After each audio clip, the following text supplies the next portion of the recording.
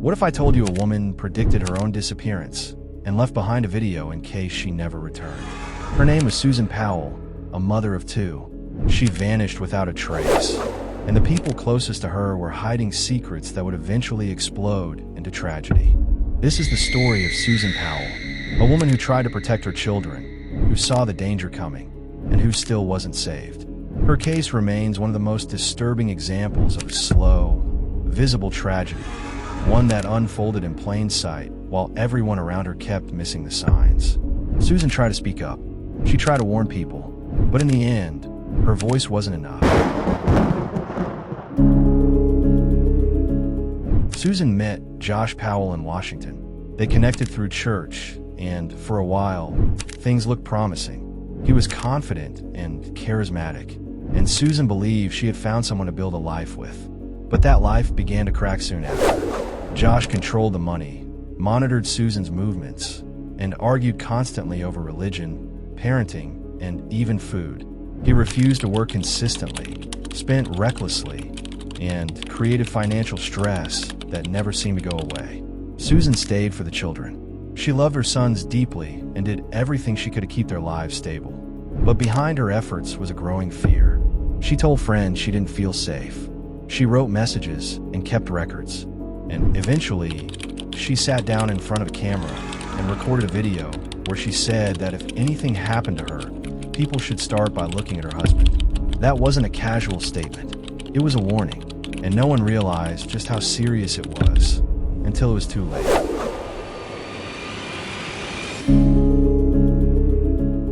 On the morning of December 7th, 2009, Susan didn't show up to work. Her daycare provider couldn't reach her either. As a result, her friends grew worried, and police were called to check on her. When they entered her home, something felt wrong immediately. Her purse was still on the counter.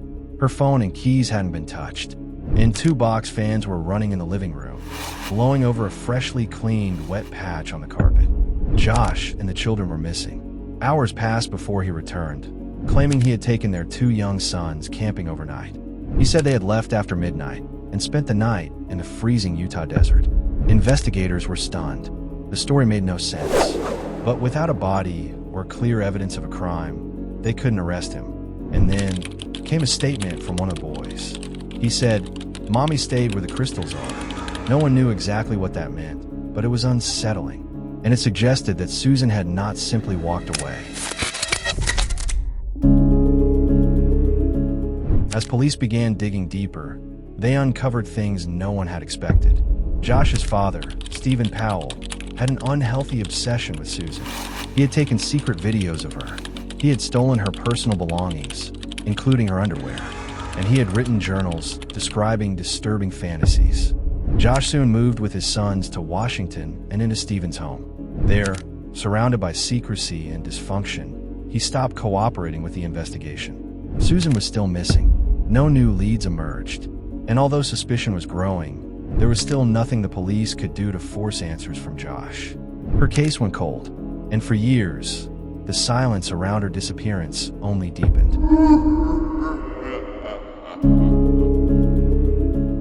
Then, in 2012, everything came to a horrifying end.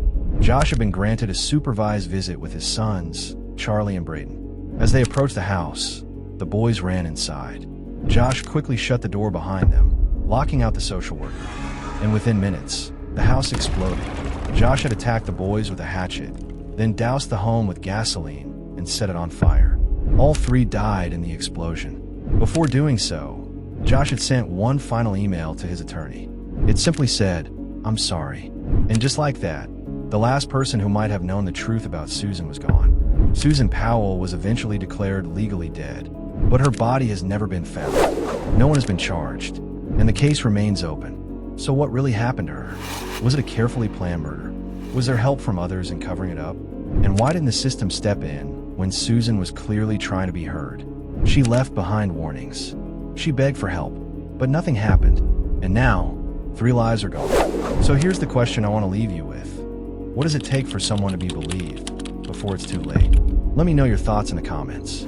And if you want more real stories about true crime, cover-ups, conspiracies, and forgotten histories, subscribe to Covert Briefings.